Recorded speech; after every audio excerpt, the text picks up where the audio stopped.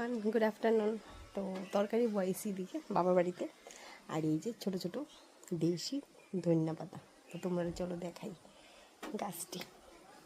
দেখো, এটি সারা বছরই ধরে, এখানে আছে আরও অনেকটি।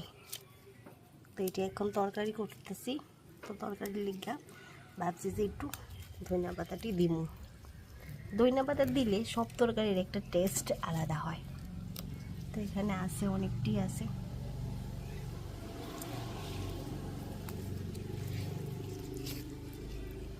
তো দিদি এক্ষণে রান্না করবো। দেখো ভালো করে সেটা ধুইতে লাগবো, কারণ বৃষ্টি দিছে, পেকে জলে সব একরকম। তো দেখো এখানে কতটি ধনিয়া পাতা তুলছি। তো এবার এরই তরকারিতে দিব। এইখানে দেখো তরকারিটা প্রায় হয়ে গেছে, তো ঝোলটা একটু শুকাইলে এই ধনিয়া পাতাগুলা দিয়ে দেবো। চলো টাটা।